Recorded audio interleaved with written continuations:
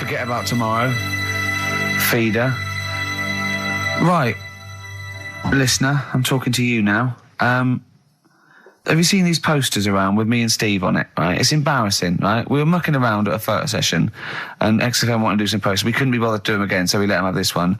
Irony comes back to haunt you, and it looks like I think I'm Simon Temple or something, and Steve's all right. But we think that Karl should be in it. Definitely. Karl doesn't want to be in it, but it looks like everyone listens to this show for Karl's basically, innocent stupidity and some great tracks. Exactly. They don't listen for us anymore, Steve. So I think it should be a campaign to get Karl on the poster. Yeah.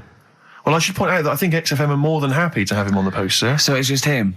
You don't want to be on there, do you? There's no need for me to be on it. Of course there is. Why not? I get so many emails here as I'm sat during the show reading them. So many emails saying, what does Karl look like? Well, I want pictures of Karl. If they go to xfm.co.uk/Ricky, we've got those film bits on there, those video mock-ups where I'm part of it. You can sort of... That's not enough, Karl. People want to see your face. You're part of the show. You're an intrinsic part of the show. Yeah, we'll get you on the poster. Why? It'll be too much on a poster. They can only take in so much. What do you mean? They can only take in so much? Yeah, it's good with two people. No. It's enough. So what do groups do then? Well, they haven't... It's like Ringo Starr is being left off the cover of Sgt. Pepper. Yeah. Or Rutherford doesn't get in a look in with Genesis. Exactly. Well, which would be outrageous. Yeah. Sorry, Tony Banks, you can't be in this one. Yeah. It's just me and you will be very. You see, you look like the Collins, so you've got to be in there. I don't photograph that well either. You're joking. Is it because you look like a little cue ball because it just shines off the top? But a lot of people as well. You should dispel the myth. A lot of people think for some reason that you're fat. A lot of people say to me, "Is he fat?" No, but that's because I haven't got much hair, so it looks like my head's big. No, they haven't even seen you. They just think from listening to the show that you're fat. That's because you're northern. They think you just eat chips and complain about the weather. Well, complain about the south. I just think you could answer a lot of your critics. But then you see what I don't like about this world. A lot of people judge people on the way they look. Yeah. Oh, like you do. If only more people thought like that, Steve. But Karl, you judge people on the way they look. Yeah, I know. That's what I mean. But I couldn't with me, could I? Because I don't know what I look like. What? If I was listening to me on the radio, I wouldn't be able to say, "Oh, he's a," and slag me off and that, because I don't know what I look like, and I quite like that. Do you know what I mean? I lost. I don't know what you're talking about. Just believe me, right? I'm right on this one. It's best if you leave it. Well, we're not going to leave it. We're going to get you on the poster.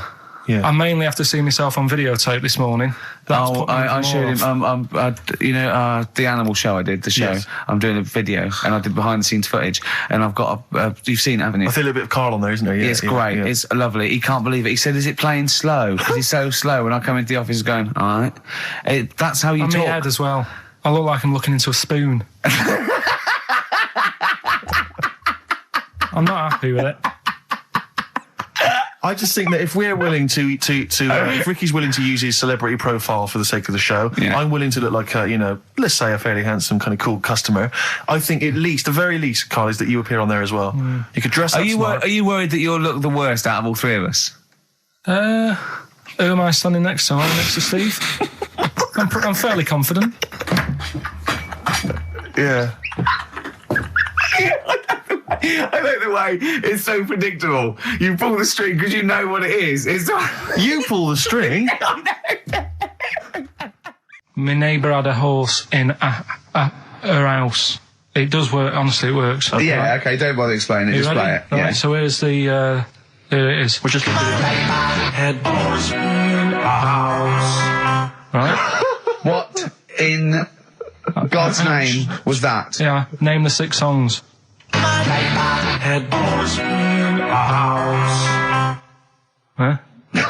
Are we naming the artists or the songs? Either. Artists. Anyone who gets anything can get a prize. What's more, Karl? Artists, here we go.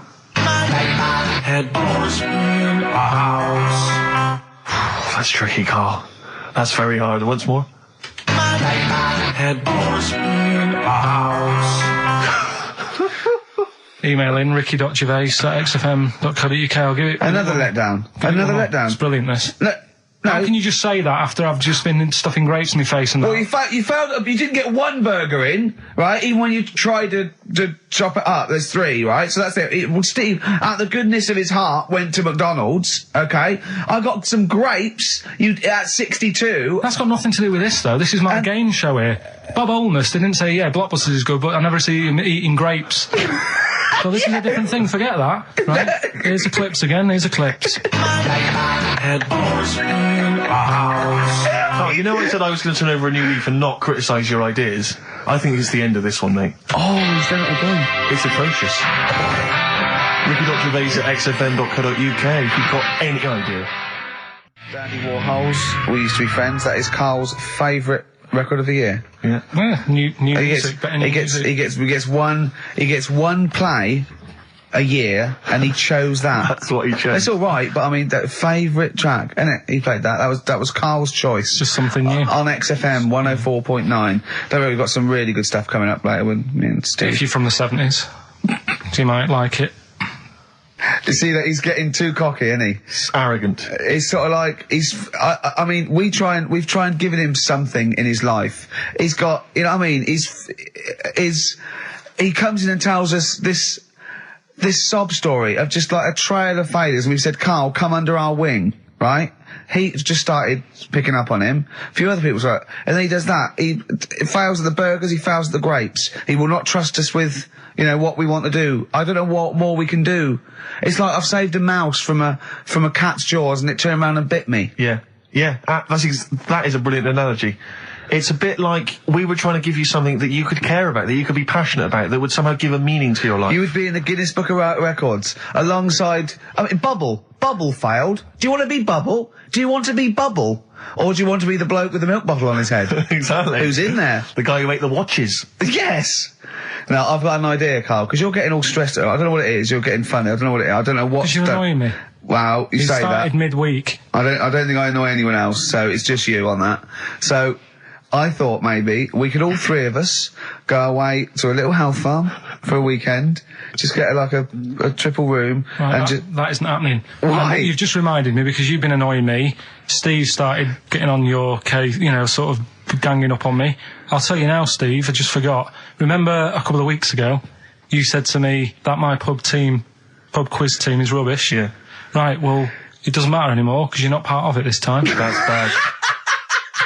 That's bad, because it's interesting you say that, Carl.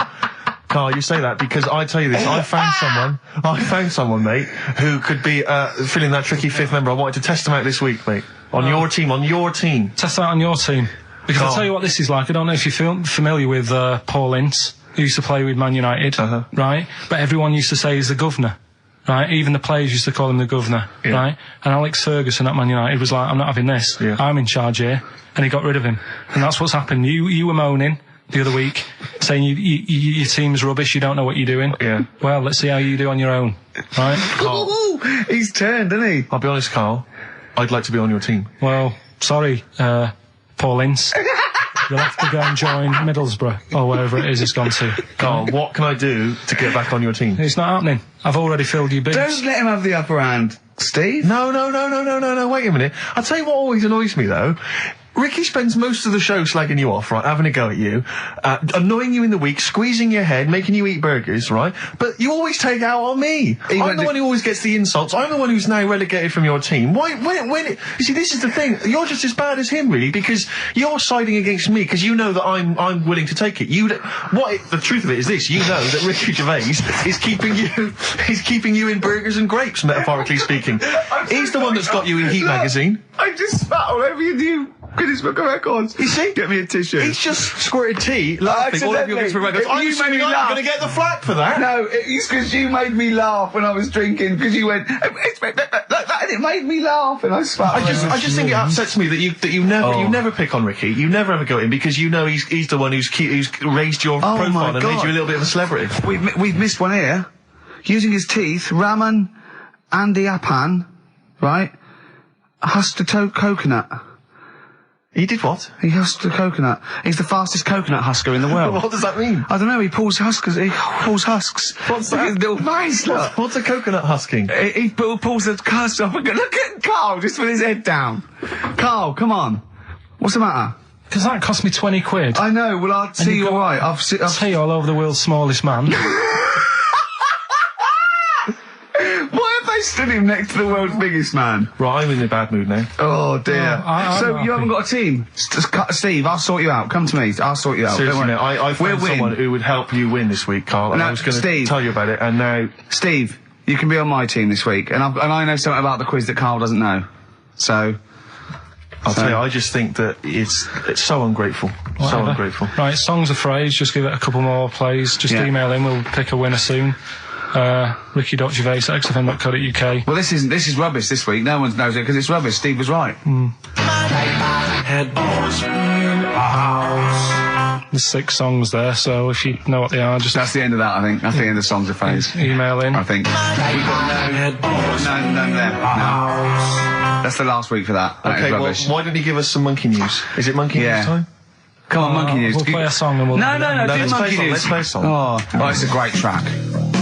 Cheer up, Carl. Is it new? Is this Waiting for an Alibi with Thin Lizzy. What year Doesn't was have to be new. It's brilliant. What year was it out? Oh, Einstein wasn't new when he came up with the greatest theory ever. Oh, hold on. Hey, hold on. You're not new. You're not new.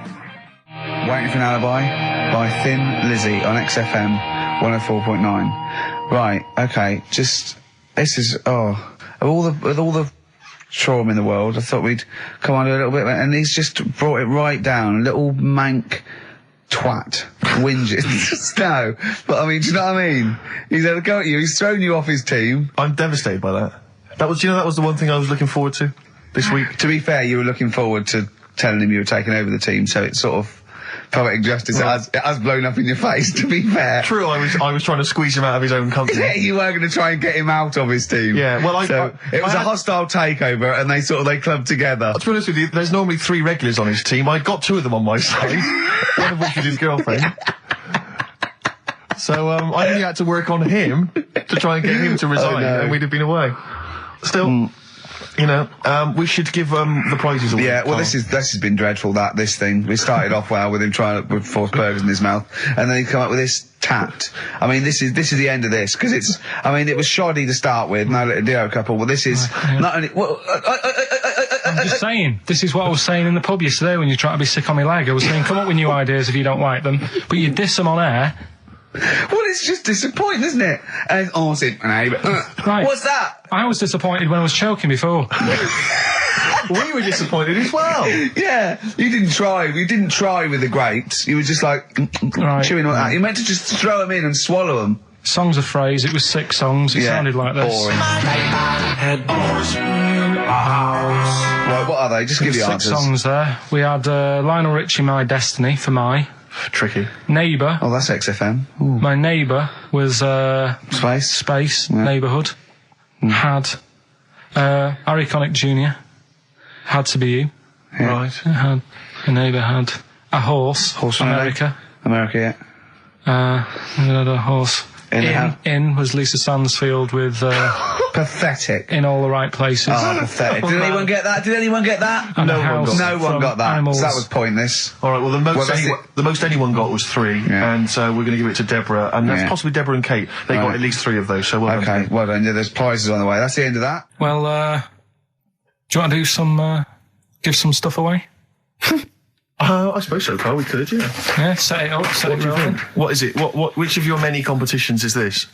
Songs of phrase. Talking of competitions, I remember last week there was a big argument that Carl kicked Steve off the team because he was getting a little bit uppity and trying to take it over. Pub quiz, isn't it? Pub quiz, yeah. But then you let him back in, didn't you? Well, he was all right. He came to me afterwards and said, you know, you're not going to kick me off, are you? And I said, well, yeah. He came back sort of, I suppose, begging. Was it embarrassing or...?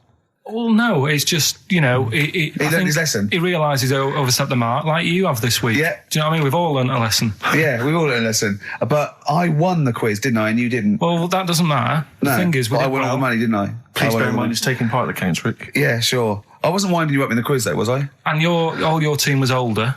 Yeah. Well, what's that got to do with it? Well, you've got a collective age, your team, of about 300. No, one of them was one of them was actually 5, but she just aged a lot. I think when I took the 11 plus, we were all around the same age. That's what I mean, right? Your team was a lot older. What was our average age, would you say? Average age probably 30. Right. Yours at least 41. No. Definitely. No. Definitely. Only 2 of us were 40 and 3 were about 30. No, rubbish. Yeah. Who's 30? Martin, Glenn's about Glenn's- 36, yeah. About 30, but... It all helps, doesn't it? And helps. And you've all got... Arnold's under 30. Arnold's under 30. And you've got a better general knowledge. yeah. We were cheating. Yeah. We knew more. You just knew more stuff. Yeah, that's not allowed, is it? Proper quiz time. But I Anyway. wasn't winding you up though when I won. I wasn't gloating or anything, was I? No, that's all. When you kept sort of counting it in front of me and checking. Like he hasn't got enough cash already, Carl. How much was it? How much was the prize? I can't say. Maybe gauche. Right. Is that tax-free, that money? Yeah, it's a prize, isn't it? Is that true, though? Is that how it works? I think so. Prize money, isn't it? I don't know. Well, Right, otherwise, I assume you'll be declaring that. Yeah, will we? Yeah, you'll be paying What? tax on that. Yeah. Because you know where people... I mean, the taxman could contact you via XFM at any time just to check sure. that if you wanted to. Sure. Clocks. Coldplay. XFM 104.9. In fact, can I just plug something? Go on. Because you can hear Coldplay live tonight from 7 o'clock, the whole Earl's Court gig on XFM from 7. Blimey. Yeah. It's not bad. Yeah. To Coldplay. To Coldplay! Happy Easter! Happy egg.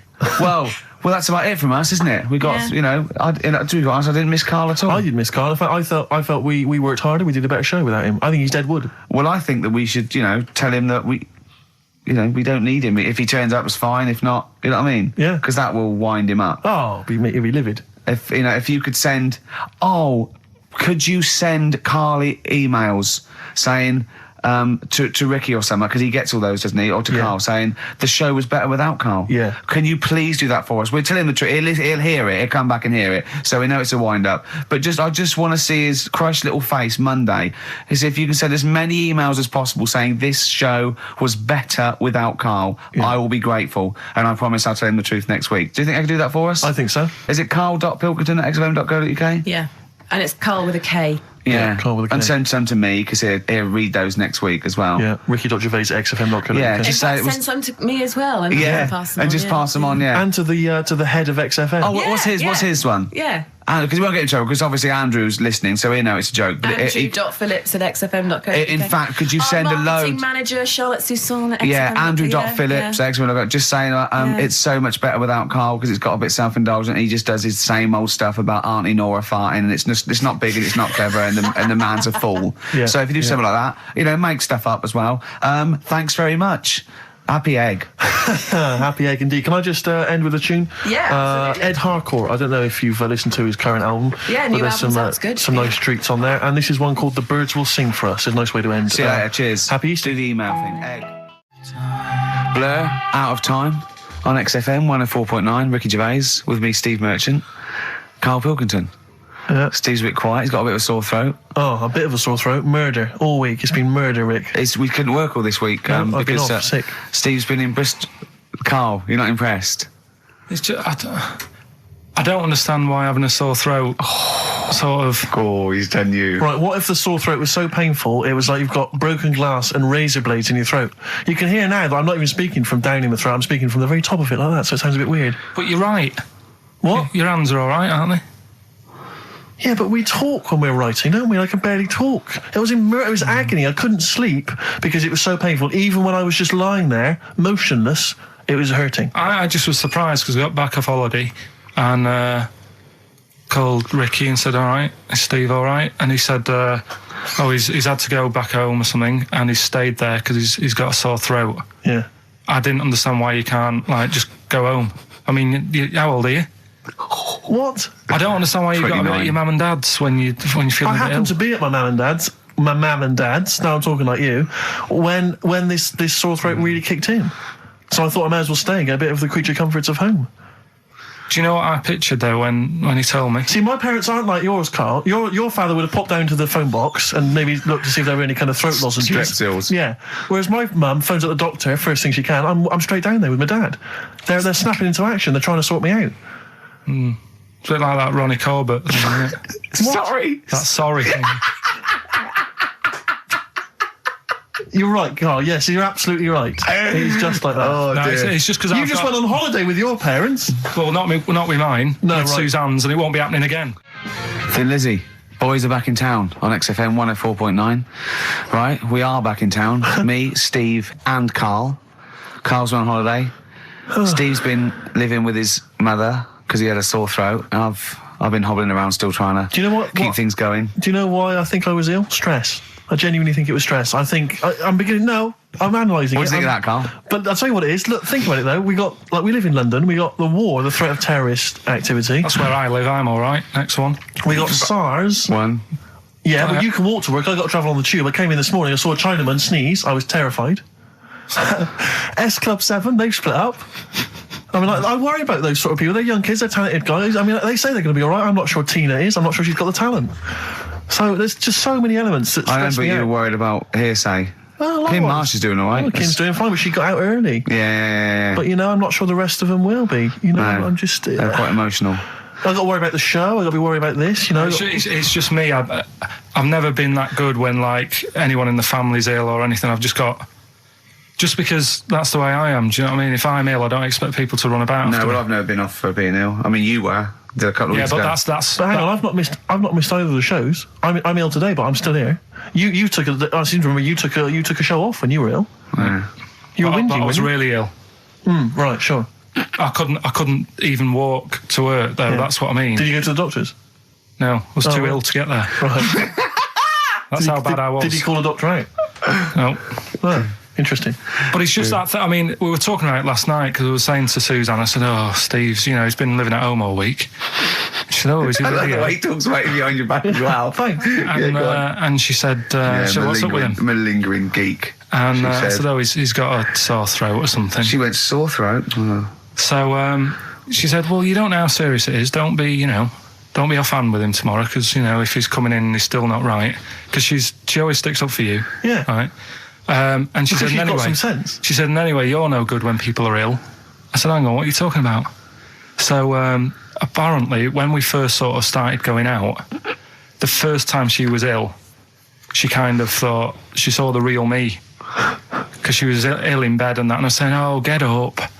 And, of course, you can drink alcohol with these. And I just was like, you make yourself feel worse if you lie in bed. I said, "Come on, we need to go shopping." And she said, "You go shopping." I said, "No, I'm not, because I'm rubbish at shopping for food." Do you know what I mean? I'm all right at getting that night's food, but once it starts, like, you've got a plan. Sure, yeah, you're dropping the bananas. I forget all sorts of stuff. Yeah, So she said, "I've got over the floor." Well, she was like feeling hot on that. She said, "I've got a temperature, so we'll come to the supermarket and not hang about in the frozen chicken section, cool yourself down." Yeah, sure. And it made her worse. So now she was like, "Do you remember that?" And I was kind of like, "Yeah." Who's that hot woman sitting in the chicken fillets? Yeah. That's Carl's girlfriend. She's obviously ill again. Even when I was younger, do you know when I told you that I was picked at school to give old people biscuits? Right, yes. Because you had nice hands, Because wasn't they it? had nice nails, right? Yeah. And then because I went down a storm at that, I went down a storm at that. said- Bravo! Getting back with the Garibaldi's the best I've ever had. Bravo! What do you mean you went down a storm? because I'm into biscuits, so you knew your stuff. I was talking to him about I'm them, into biscuits. right? So then Did you make sure that they finished the first layer before you dipped into the second layer? No, there's no rules like that. Just No rules. what do you want? What do you want? What do you fancy? Yeah. So then, because I was good at that, we were going to like an old people's home where they're a bit iller, rather than just being old. They were like ill, Yeah. and I said, "No, not doing that." Not going there. Because they're old people. They didn't want biscuits. Well, yeah, that's the They're most too thing, old to yeah. eat. So Did you have to dunk them in tea before you fed them to them? No, it was just like Did you feed them like? Did you have to chew? Did you have to chew their food, then stick it down their throat with your face? like a little bird? Yeah, yeah. Little trolley, right? A lad who I didn't really get on with, he had good nails as well, so he was serving the tea. Yeah. And I just had a chat and said, "Oh, do you want a biscuit with that? Yeah. What about this one? Do you like bourbons?" Yeah. Oh, you really did the whole. So, yeah. oh right, so you weren't just, it wasn't like their choice, you offered a selection. Well, I sort of sold them because the thing is, there's only so many, so you've got to handle the situation well. Sure. You don't want too many in one type, so it's No. like, well, you've had a bourbon. Yeah. What a great life they lead. They probably only pay about 900 quid a week to stay in that particular home. Yeah. And they get a free bourbon by a kid with clean nails. Brilliant. Whoop-de-hoo. So anyway, it gets to this, the Thursday night when I'm going out with Suzanne. Yeah. And her mum's like sat on the sun lounger outside, so where are we going tonight? I said, "No, like I said, it's just us. We're going out having a bit of time to ourselves." So I could see as the day was getting on, she was realising that she's got a night in with like her husband, Yeah. right? Her face started to like look miserable. Sure. I thought, I'm loving this. So I said, right, I'm going in to go and have a shower, go and get ready for the tonight. It's going to be great. And winding them up, just wind them up because they can't come, because he said they can't. Yeah. Right, so I go upstairs, have a shower and that. I come down, and a man's smiling. Oh, hang on. So I'm thinking, hang on a minute, what's gone on here? So I went to Suzanne. I said, why is your mum smiling? She's not coming. She said, no, but my dad said he'll take her out now. So in a way, she was happy because she got her own way, which annoyed me. That annoyed you, sure, because you wanted It's to... like, What, you don't even want her husband taking her out? Well, it's just the fact she didn't want to go out. She was happy to stay in and have sausage, egg and chips that they'd found from some shop that sold English food. Right. So that's almost like what they do if they're at home. Sausage, egg and chips. So she was happy with that if we were staying in and having that. Well, because we were going out, she was fed up. Right. So she's smiling. So she's going, yeah, I'm going out now. So I said, well, enjoy yourself. She said, where are you going? I said, well, it doesn't matter, does it? You don't need to know. Sure, You're not going to where we're going. Oh, you just don't want us to be in the same restaurant. I said, yeah, that's right. I said, I want a night out on my own with Suzanne. It's our holiday as well. I don't know, I can talk to you Amazing. about this. This is not even his own parents. This is someone else's parents. These are the parents of the woman he loves. But even Suzanne sort of agreed with me. There's only so much time you can spend with your parents. That's why you leave. That's why when you're ill, you don't go home to them. Yeah? Sure. Yeah. Of course, the slight difference between me and you, Carl, is that not everyone in the world annoys me. Well, not everyone does. Just... I can see what I felt a bit guilty that week when he said I was annoying him, but I realise it's not my fault now. No, everyone annoys him. Yeah. So, yeah, it was an all right holiday. It was good to get back. Brilliant. Won't be doing it again. So. No. And what now would you say is your relationship with Suzanne's parents? Is it a frosty one? No, I just think they know that I don't like to put up with them for a long time. Yeah. I mean, when we were packing, a man was upset because like she really liked the place where we were staying, right? Because it was quite a big villa. Because there was a few of us. There was a brother as well with us, right? Yeah. So our mum said, "Oh, I love it here." She said, "I'm definitely going to book this place again." I said, "It's a bit big for two of you, isn't it?" Just being sarky, like we're definitely I said, because I won't be coming again. You're like, I don't know what you're like, Carl. You're a monster. You're an absolute You're one of those people that monster. goes, I say as speakers are fine, I say as and gibbered what the wibble. Yeah. And never the way will slep. You're like a middle-aged man. You're like an old man. You're like an old man and you're what, 30? I'm just imagining you scraping along in clogs and a flat cap going, oh, that tree's got to come down. Yeah. Yeah. Puncturing a kid's ball if he kicks it into your garden by mistake. Yeah. Refusing to give it back. Yeah, gather round. Yeah, there were once Chinese kid as airy as that cow, which is weird because there's not many Chinese people that airy, but this one, I tell you, it were back in 1990. Grandad, are you eating a Twix? Appropriate words there. That's the Smiths and Panic. Don't worry about it, Carl. People know that you haven't got a malicious bone in your body, so they know it's confusion. Don't worry. No, it did happen. So it's I know, yeah. So, what have you been doing this week, Steve? Well, I'll tell you what, at the beginning of the week I was incredibly annoyed by Carl. Why? No, because I remember you had a little discussion with Carl a while back saying that you thought he was lazy at times. Yeah. And, you had various criticisms of his work. Yeah. And I got a call from him. He said, oh, yeah, I should have told you, I had a phone call. Someone said that they were trying to get hold of Steve Merchant to offer him some lucrative voiceover work. Now, that is money for old rope. That's you're in there for about 20 minutes and it's thousands of pounds. If there are children listening who are still at school, they should definitely, when the careers guy says, what do you want to do? Try and get voiceover work. Just become a voiceover artist. It's money for old rope. Yeah. So I can't believe my luck because, I love money for old rope. Yeah. And I said, well, what's the information? He said, I don't know. I deleted the message. It was on his answer phone. He deleted the message. I said, right, when did the message come? He said, last week. So he took a week to tell me that he had deleted the message. Why? Just because it wasn't for you? I mean, I don't know how selfish that is, Carl. No, what happened is, right, I got back off holiday. I was at home. Yeah.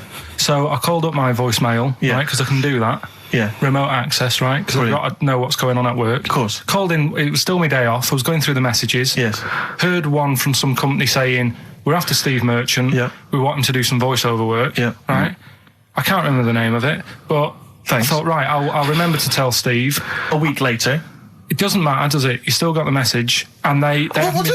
Yeah, but voiceovers have to be done in the next couple I of didn't days. get the message. All I got was there was a company, I don't remember the name, and they phoned you. They wanted voiceover. How does that help me? There are hundreds of thousands of media companies. I You was didn't take more- down a number. You didn't take down a name. Nothing. I was more puzzled why they'd want you to voice anything. He's having a go. I don't know why. No, but listen to that voice. You must be annoyed. You must be Do you annoyed. wanna, talk about rubbing salt into the wound. No, but listen to you. Oh, God. I don't know I don't know how you think. I don't know how your mind works. Well, I was thinking there must be a tractor sale on somewhere. What do I care? No, hang on a minute. Wait a minute. Wait a minute. The I worm don't has care. turned. I don't care if they want me to advertise, the latest designs in pirate fashion wear. I will do a voiceover because it's money for the rope. I don't care what you think of my voice. Someone was interested. They were offering me money. And you decided arbitrarily, they probably wouldn't want it. They probably made a mistake. They wouldn't like the way he talks anyway. I'll delete the message. No, the thing is, right, I get if I'd been a paid. girl? I get paid to sit here on a Saturday, Yeah. right? Play CDs and that, help out with the show, get you decent prizes. I think I do me bit, Sure. right? It isn't about running your voiceover work. So hang on. So Carl, let me just get this right. If someone was ever to phone me, right, trying to get in touch with you, to offer you work, you'd want me to just ignore the message. That is what you're saying to me. You'd prefer that I deleted the message, I ignored it altogether. That's what you'd want for me to do. That's what you'd want me to do. What, someo's calling you for some Someone's work for phoned me. They say, I can't, I don't know, I'm a friend of a friend. I've got your number, Steve. Love to use Karl Pilkington for an Well, you've never exciting called me, sex so has scene. it happened? Well, Has it but happened? I'm saying in the future, if it was to occur, do you want me to just ignore it? Is that what you prefer me to do? Well, it's not like that, though. I did tell you. I told you the message. You didn't. What? You told me a week later with none of the information I needed. Carl, that doctor called last week. That kidney's ready for that little girl that you were doing that sponsored walk for. I forgot to tell you. Oh, I hope it's still all right. They keep it on ice, don't they? I think they do. Selfish, Carl. So selfish. And you've lost us a set. Beautiful bit of Snoop on XFM, yeah? Mm-hmm. Kicking it with Ricky old Gervais. school, yeah. Sweet. Steve Merchant and Karl Pilkington. What has happened to Karl? Because Karl, I thought, is this sort of sweet little buffoon, almost childlike in his ways. You know what I mean? Like Charlie Brown after some sort of head injury, and now he's coming back like that, having a go at not caring about voiceover work. It's like, because Heat have written about him a couple of weeks, it's like he thinks he's better than you in some way. I do care, though. You're out of order saying that, right? Because I've sorted you out with tickets for stuff. He doesn't turn up to. Carl, I received a phone call. You deleted the message offering me voiceover work. You're as bad as my agent. I'm appalled by it. And I thought we were friends. At least his agent, when he does it, is losing himself money as well. Yeah, exactly. You've got no comeback. You're still sweet. And to have a go is you've got a mank whine. Right? For a voice. Like a cartoon Gallagher brother on Coronation Street. I mean, and yes, Steve does sound like a Wurzel, but that doesn't, do you know what I mean? No. What about Jethro? Jethro does well. Jethro gets on Des O'Connor anytime he wants. Just has to phone Des up. And he's on there. Straight on and there. he's whining like a Wurzel as well. So, to say that is a rubbish... all right, apart from that then, what else have I done that's wound you up? Well, that's a good starting point, because you haven't even apologised. No, it's a shock, because that's the first time I've let you down. And I didn't really let you down because I passed on the message. You didn't. Well, we've been through it. You didn't pass on the message. Saying I deleted a message for you is not passing on the message.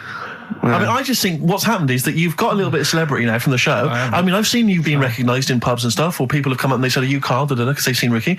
Now, it just seems to me that you are not keeping yourself grounded. You are just, you cannot deal with fame. You've not got the intelligence to cope with the celebrity, and you're just becoming this kind of ego-driven monster. Now it's getting. It scares me, Karl. You're not the man I remember. Look, I put a lot of work into this on Saturday. This isn't even my proper job.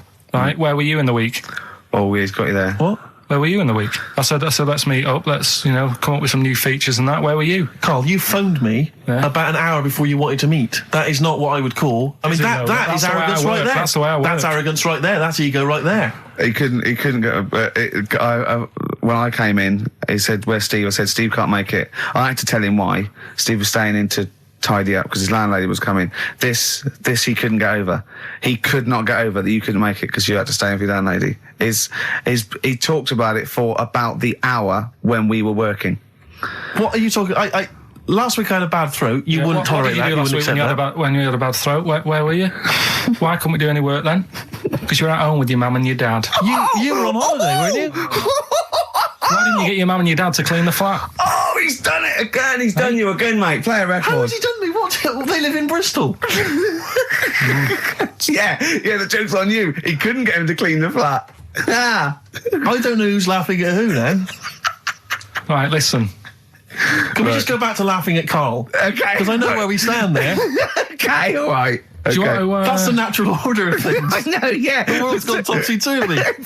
He's stepped out of the pecking order. Feeder, Butt Rogers, XFM 104.9, Ricky Gervais, Steve Merchant, Karl Pilkington. Carl just said to me, so what face would you have to me? And I went, what do you mean? He went, well, whose face would you have? And I went, I don't know, a boy's, so the skin would be regenerated. He went, oh, no, it'd be a bit weird. He said, oh no, someone famous. And I went, I don't know. I went, whose would you have? He went, Barry Sheen. No, but what I meant was when I was talking Barry to Suzanne, Sheen? when I was talking to Suzanne about it, saying this is amazing, she said, well, whose face would you have? Right. Now, it's got to be fairly recent to have the skin fresh because it can't be too old. Right. So I had a choice of, like, Barry Sheen or what's her face off Last of the Summer Wine. Who? Who's the old woman who just passed away? Thora Hird. So that's what I meant. If I could have any face, because she said, well, you could have had Tom Cruise or something. I said, well, he's not dead. I said, no, but you could have had that. You'll give yourself restrictions in your fantasy. So like look down to your picture. I love the idea that someone getting you a call. Mr. Wilkerton. Hello, it's Dr. Hanrahan. Barry Sheen has just passed away. And you go, oh dear. Yeah, bad news and good news. Do you want his face? Or do you want his face? Does Suzanne go out with you, like, for charitable reasons? Is it like you can adopt a boyfriend? I love the fact that she encourages you. She was saying about Tom Cruise, and I was like, oh, you know, she said, you know, he's not a bad-looking fella or whatever. So what she's saying is, Carl, is there any chance you could go and get a different face? Maybe something like Tom Cruise would be good. But then I was saying, right, first of all, he's got to be dead and he's not. But if he was, and you had that done, would you feel like... People were looking at you on the tube? Well, no, like, say if the people who made Mission Impossible said, well, we want to do a third one, would I be in my right to say, well, I don't want to do it? I don't know what he's talking about. I don't mean to be offensive, Carl, but your girlfriend could do a lot better than you. I don't know what you're thinking. I love the idea of this whole conversation about you in Tom Cruise's face and then get offered a film. But why does she have conversations like this with you? It was now on last night. It was now on the telly. I love it. What should we talk about? What about getting a new face? Oh, dear. Oh, that cartoon. If you don't know what Carl looks like, there's a cartoon that was in last week's Heat, isn't it, that I drew. Is on the website. What's it going for now? Bid... I think it's at about 225 quid at the moment. And what do they have to do to bid for it? Just email in and I'll pass it on to the website people. I know why Heat put it in. It's because the editor, Boyd Hilton, looks a little bit like you, doesn't he? Sort of my ugly brother. He's probably listening and he says nice things about you. Yeah, he can still say nice things, but I bet he knows deep down. You know if you're good looking or not, don't you? I can't believe Come on, Steve. I mean, what do you think? This is going crazy now, Carl. I don't know. You're just, the insults are flying left, right, and centre. You've got no limits. You've just gone crazy, just gone wild. You're spawning around just because you look like Tom Cruise. I think it's because he's been hanging out with Christian O'Connell. Yeah. And they're both thinking, we're... A couple of media players. Yeah. Too big for their boots. Yeah, not scared. Although he's scared of Christian. No, he's terrified. He's scared of Christian in here because he's not allowed to do monkey news. No. Because Christian wants to do it. He's scared of him. I'm not saying that, right? Christian...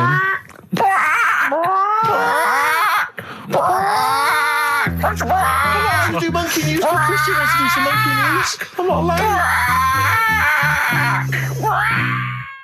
I was looking back over some of the shows, right, before I go to Carl, and I've just done a little excerpt of, a trailer of what we do, what we're about, and I don't know how the panel could overlook this. Play a bit, Carl, please. Shaking her muff, minge and tits around does not make her a hoe, then what does? These kids at school with big heads. Carl, what are you talking about? Shut... Oh, my name is Holy Fuck. Right, it's this monkey that was on a train station. Right. What if you mean cock to mean penis? It was my Down syndrome son. Oh! Oh, chimpanzee, that monkey news. So we've still got monkey news coming up. You're an idiot. You know what I mean? That's, to me, quality broadcasting. I don't know how they can say that isn't worthy. That's what we sent in to the Sony people. They listened to that. How they didn't think that was dynamite stuff.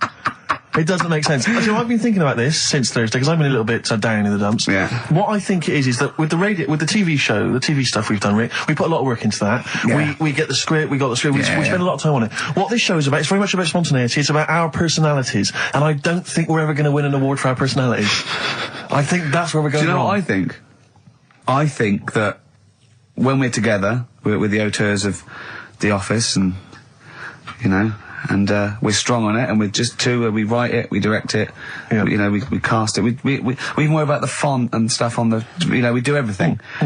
There's a weak link in our midst, I think. On the radio show? Yeah. Right, well, I'm just trying to think what the common factor is, because on the award-winning TV show, it's just you and I. Yeah, I don't know. Well, I'll tell you what, can we play a record and let me think about this, because there must be something There's got to be a factor. that isn't in The Office that's in this, that means that The Office is award-winning and this is a pile of shite. Brown Sugar by the Rolling Stones on XFM 104.9. I'm Ricky Gervais with me, Stephen Merchant, and with us, Karl Pilkington, the third member of this team. Me and you do The Office. Award-winning. Yeah, and us three do this show. No awards. Nothing. Karl, what are your thoughts? What do you think's wrong with the show? Why do you think the panel listened to our show and said that is awful? It's not actually a radio show. Well, can I just point out, many people may not realise that last year we won a bronze, so we've actually gone down. We've actually slid off the list entirely. I know, but I mean but Karl wasn't really as involved last year. Well, I remember last year it was very much you and I. Yeah. I mean, we just started out on it. Yeah, so I mean, so you can't really compare. Hold on, though. Well, interesting. What do you think, Karl? What do you think the reason Thoughts, is? Karl? Any thoughts? I see what you're getting at, right? But You're not stupid. But when I put the compilation together, I made sure that it was mainly you two. So don't be doing that. Don't be playing that game. So you put the compilation together? Yeah. Right, again. Ah, right, interesting. Because we weren't involved with that. We usually do The Office, edit The Office and everything. We have the final cut on The Office. So you... Oh, I see. So you... Oh, right, no. So you're the producer. You had your fingers all over it. Interesting. Oh, that's interesting. So, well... so the tape was the smoking gun, and whose fingerprints were on it? Karl Pilkington's. Yeah. That's interesting. We didn't get a sausage. But, you know, do you know what? Seriously, though, you know... Well, I don't mean seriously, it is his fault. I know, but I mean, it's our fault as well, because we should have known better, right? But... Than to employ him, yeah. But, I actually think it's a slap in the face. I want to know who the panel was. A lot of Sony are thinking, just handing it out to the same old people. You know what I mean? Every clip they played was a funny phone call. Do you know what I mean? And so Did we send any of our funny phone calls in? So if anyone cares, I think we should knock this on the head as a protest against Sony. And that's how I've never complained before about legal, but I mean this one. Don't know what they think. I want someone on the panel. It was entertainment. I want someone on the panel to phone up and say why they think this show is rubbish. Well, I'll apologise. Well, not apologise if they stand by. If they tell me why, you know, because you know, listening to that clip there, I can't see anything wrong with that as sort of daytime radio. It's interesting. I mean, I don't think our number one fan, Dickie Anderson, Richard Anders, was on the panel, although he here has emailed in. He's got a couple of thoughts as to maybe why we... What is Dickers doing, man? Dickers says, commiserations on not winning a Sony. I can't believe you didn't win, naturally. I mean, apart from your show's obvious lack of quality and effort, having a monkey for a producer, offering the biggest load of tat as competition prizes, saying hairy Chinese kid 48 times every show, Rockbusters, not bothering to turn up for weeks on end, only having 3 listeners, introducing the comedy characters Camp David, Harry Fook, which I think he spelt wrong there, Stephen Merchant. I'm not a character. Apart from insulting every race, religion and sexual orientation, bickering like schoolgirls... We haven't done everyone yet. We have not insulted everyone yet. There's loads to go. Despite the fact you generally bring misery into the lives of anyone who listens, I thought you were surefire winners. Better luck next year. Well... I mean, a couple of constructive, criticisms there, but generally, I still can't nail it. Was he on the panel? Well, I don't think so. Well, he's a fan, so... Yeah. Well, no, he's clearly a fan. I mean, he obviously loves the show. He has hit the nail on the head. Oh. Which, Yeah. But what should we do? Should we give up or should we try harder? That's always my dilemma in life. Sure. Yeah. I mean, I've always gone for the first one. Give up. Yeah. Why bother? Yeah. If they can't see, just give us the award, and then worry about it later, and we won't let them down. Yeah. Now they've got blood on their hands. We're gonna. Yeah. What should we do? Give a couple of months notice? I think so. Okay. Well, there you go. I mean, seriously. I mean, I think. I'm being serious. I'm not being wacky now. We haven't told Andrew, but I think we've won our course with this show. Yeah. So let's. Okay, we'll give it a month, and it's because the Sonys didn't give us anything. Play a record. Yeah. There you go. You got to do a bit longer than that. No, we haven't. Got to give a month's notice. No, you got to work till about September if you're gonna. No, we haven't. No, we give a month's notice. We, whatever. Give the money back somewhere. Well, you give your money back. Yeah, I know. What are you going to spend your 80 quid on? True. By the way, Red Hot Chili Peppers on XFM 104.9. So, a few more shows. And I hope Sony are happy. They should encourage. We've only been radio, a couple of years. Exactly. Trying. You encourage young talent like you. Yeah. Instead of giving it to Radio 1 and Radio 2 and... The old war horses. We just had a quick email. I wonder if you could answer this. It's James from NWM. He says, Ricky, is Karl going to be on this week's show? Please let me know, as I may listen if he's not. Sadly, he is here. I mean, people are already turning against you, Karl, because they've seen what's happened. Yeah. I think they've probably realised that I think we gave you too much. I think we've got a spoiled sort of kid in our hands. It's sort of like, we knew how bad he was, but we were trying to sort of bring him out of his shell a little bit. Yeah. You got to encourage sort of, children like Karl. Well, yeah, exactly. To sort of fend for themselves. But I like the fact that Dickie Anderson had that wonderful rant. It was an articulate email. It was quite long, and he must have typed it immediately. I'm thinking, because he's a fan of the show and he thinks I'm a genius, we need a PA. Sure. Don't we? Yeah. Do you reckon he'd come and work for us? Well, he can't be any worse than what we've already got. I know. So there you go. Then we're giving up radio. We're going to concentrate on television. Karl's going to probably go back to what, just doing your sound. The thing I won a silver for at the Sonys. Funny that, isn't it? Oh, you won a silver, did you? I got a silver, yeah. Oh, yeah. What was that for? Doing the proper job that I do here in the week. Oh, no, it's 2 of you for a start. Yeah. Well, there's 3 of us. Can't even get a bronze. Now, who's the weak link? Right?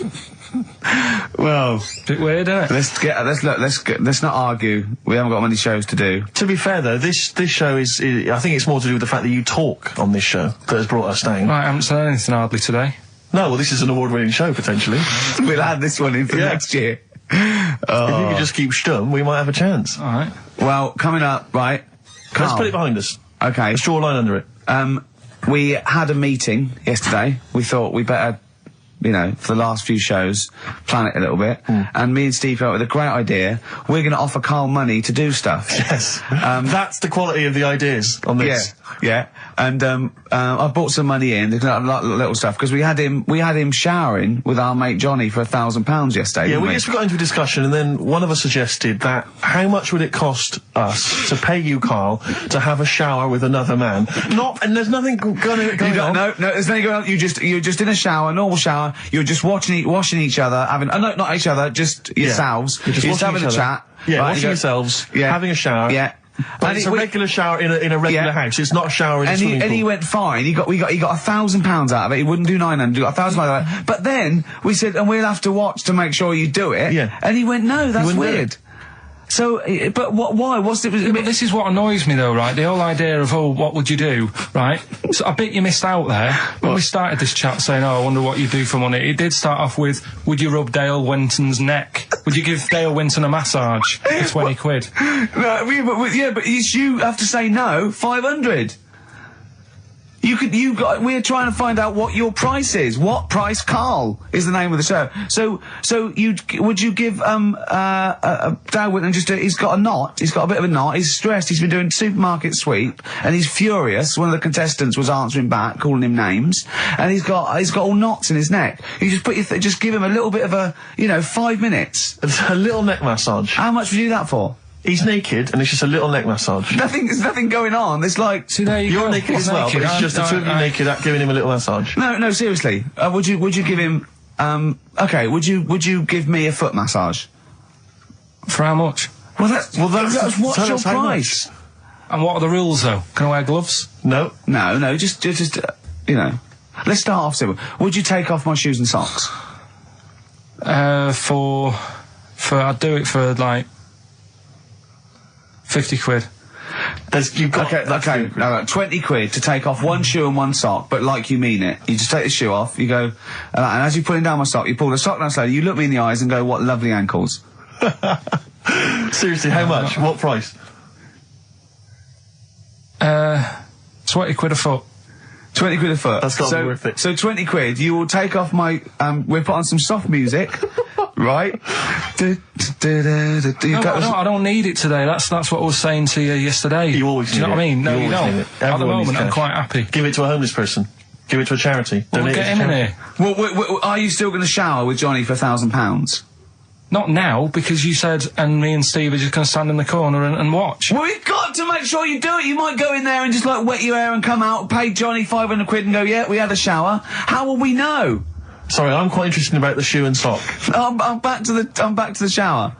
You just have to wash yourselves. We have to inspect that it's really clean because we want you to wash certain parts really.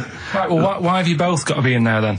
Well, no, just one of us. Can we just take? I mean, yeah. Or can Steve film it? as evidence, just as evidence. Or I'll tell you what, we'll leave the TV camera in there. Neither of us to be in there, then we can just watch the video. Yeah. Are you a couple of benders? Are you a couple of benders? No. No. But can we discuss further the taking of the shoe and the sock? Because I think there's £20. I'm willing to pay £20 to see that. Peace Train. Isn't that brilliant? Cat Stevens. Now, well, I've sort of enjoyed the last sort of hour or so after disappointment of the Sonys. I think we are going to give up, to be honest. Do another week and then shoot off. Yeah, knock it on the head. Okay. We're only doing it for a laugh anyway. But if they're not going to reward us for that, then do you know what I mean? It's not really worth it. But I'll tell you what could. But what about this, Carl? Can you find out who was on the panel? Can you? But what difference does it make? Well, I want you to interview. I want you to phone them up and I want to tell them why they didn't think our show was. Yeah, let them explain themselves. Just explain themselves. They've got to stand by their convictions. Find them all, track them down. There's probably about 300. What do you expect then? I want to tell the truth. No, you're right. The monkey news should have, done the job for you. I just want people. I don't want to sit in a room and hide. I want the 3 people on the panel. I'll find them out to say we didn't vote for you because we thought it was shoddy, amateurish, annoying. There was too much swearing. I'll go, fair enough. Well done, mate. We didn't vote for you because Carl's voice is an irritant. Okay? Okay, well done, mate. You're alright. We didn't vote for you because, Gervais, you're a fat, useless git who understands nothing about broadcasting. And your mate Steve. Something. Yeah. And I'll go, right, I'm not so happy with that, but at least you told the truth. Mm-hmm. But get them on the phone. Find out from Andrew. I noticed none of them have mentioned me, which is good. I know, yeah. I'm pretty good. Yeah. Yeah, they probably all love Steve. Mm. No one likes to pick on an invalid, though. Do you know what I mean? I'm just. We got a player request here for what's her name? Don't leave it, Steve.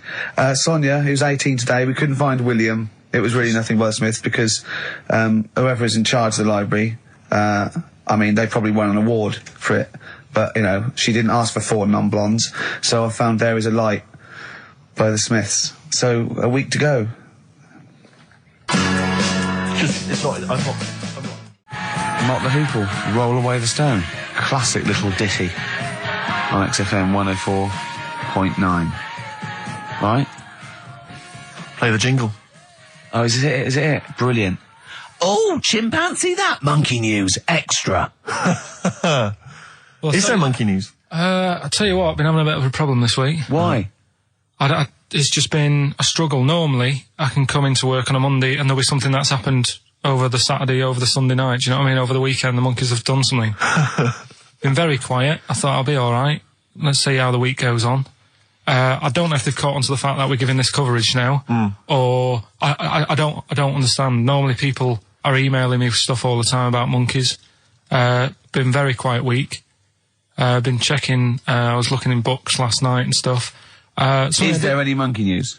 I've got some, but just because it's not that good, something else I found out that I thought I'd share with you. Go on. I was looking in the Guinness Book of Records, right, because I thought they'll have something in there about monkeys or something, right? Mm-hmm.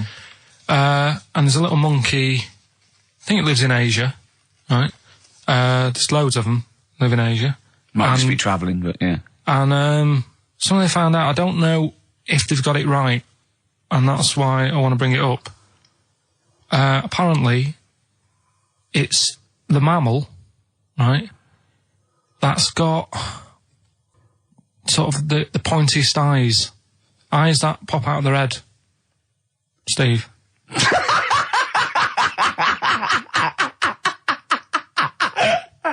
Now, the thing is, right, I thought that's interesting. Yeah. Apparently it's the biggest with the sort of goggle eye type thing. Right, yeah, go on. Apparently they come out of their head 1.6 centimetres. 1.6 centimetres? What, you mean they protrude? Yeah. They protrude from the head at 1.6. Okay. What? How long? Have you got a ruler, Rick? 1.6. He's having a go. I'd say I'd be a little bit annoyed if the monkeys beat me. Well, I don't think it has. That's what I'm hoping. Is there anything we can... I mean, what's 1.6? Oh, can you... It's about... Drop your trousers. It's, about 3/4 of an inch. What do you think? I don't know. Have they got it right, or what? Maybe I should come down to Monkey World with you next week. So anyway, so that's not the monkey news, that's just something that cropped up and... Sure. I do know once, when we were playing pool in the office, I think Lucy was your partner. Yeah. It was me and Ash versus you and Lucy. And you were having trouble because his glasses kept slipping down. So Lucy pushed his glasses up his nose, but the glasses touched his eye. Do you remember that? Yeah.